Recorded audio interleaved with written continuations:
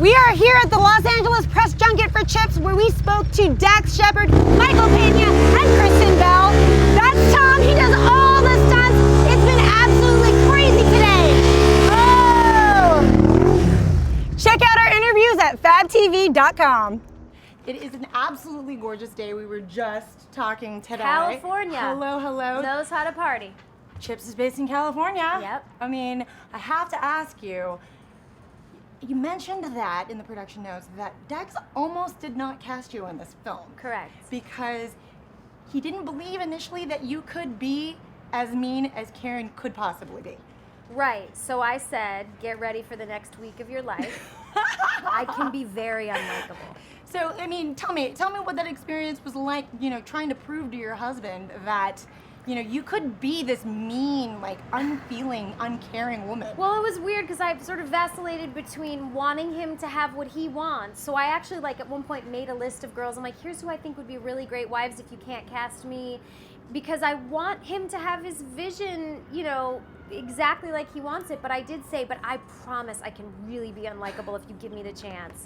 But he was also, and I think, because this is why he's a good filmmaker, he struggled with the fact that because we're a real life couple, even subconsciously would people want to see us together, because we don't end up together, and that's not the point of the movie. You want them to separate. So he wanted to make sure that the audience was rooting for the right things. I have to ask though, did he also want to make sure that the audience could see you come out of that pool with all of that, like, beautiful cleavage glory? I think that, well, the cleavage was my idea. He actually didn't say anything about cleavage, and I said, wait a minute, okay, so Karen, I think she's very superficial. She likes the Barbie doll look, for sure, because she's a trophy wife, and she prides herself on being a trophy wife, and I want her to have a very aggressive boob job.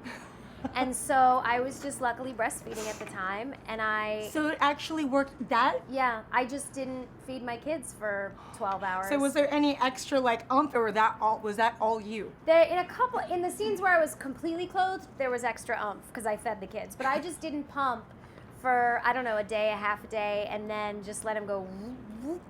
And breastfeeding boobs, there's nothing like them. There's nothing like them. It's a human anatomy thing that I can't even wrap my head around. Well, I have to give you props for that. Thank you. I mean, I will keep that in mind. I know losing weight for a role or gaining weight is very painful, and it's, you know, a struggle, but I gotta say, not pumping for a day and feeling like your skin is gonna split, it's pretty painful as well. Well, I also have to ask you that I suffer from Asian flat butt. I do.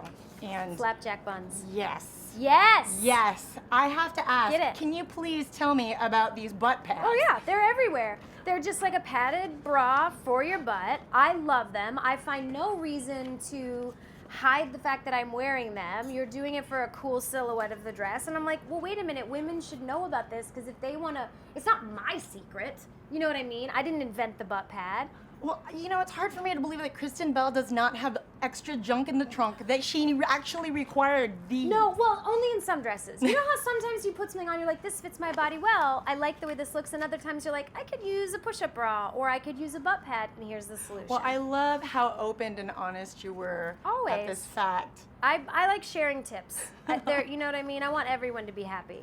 Well, also, a couple of months ago, I watched an interview of you when you actually spoke openly about your experiences with anxiety and depression. And I just felt that was so brave of you to come out and be very vocal about your experience.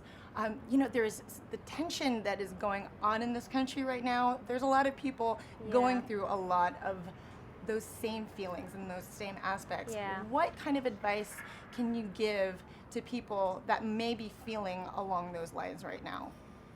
I mean, I can only say what I've learned, in that hiding things never does anybody any good. Ever. Ever, ever, ever. It's always the key to staying miserable, is hiding things. So first, talk about it. Yes, it's hard, but it's kind of like after a good cry, you always feel better. Just know there's a light at the end of the tunnel, and know that vulnerability is always met with love and kindness. Like, if you're in a fight with someone and you're calling each other names, you're gonna continue fighting. And if someone finally says, you know what, my feelings are hurt, the fight stops. Like, vulnerability is really powerful, and I don't think we as humans access it enough, because it's the solution to so many things. So I think before I did that interview, I felt it was only responsible to say parts of my story as a human that maybe haven't been told. And I know I present this bubbly persona that I think people deserve to hear, you know, the light and the dark of it, you know? Well, thank you very much. You were badass in this movie. I Thank loved you. it. Thank Everybody, you. Kristen Bell.